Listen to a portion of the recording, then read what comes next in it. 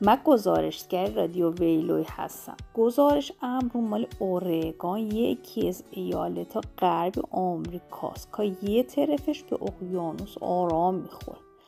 میگن جزوی 5 تا اینی اولی سرسبزی دنیاست. میگم من رانیم برم. اسمی اینجا وودن شد طولی فارمز که توضیحات شد تو این 8. اینجا 160 جیب زمین داره که 40 سال از توش گل میکنن. بهارا لاله، تابستون آفتابگرد.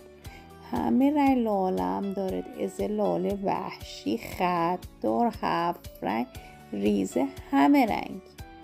بعضی ها میگن ما که رفتیم هلند یه وجب خاک پیدا نبود، اینجا چرا بین گلا خاک پیداست؟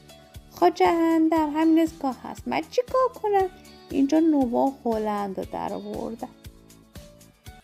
خب این گزارش خلاص شد. تا گزارشی بعدی شما رو به خدا سپردم.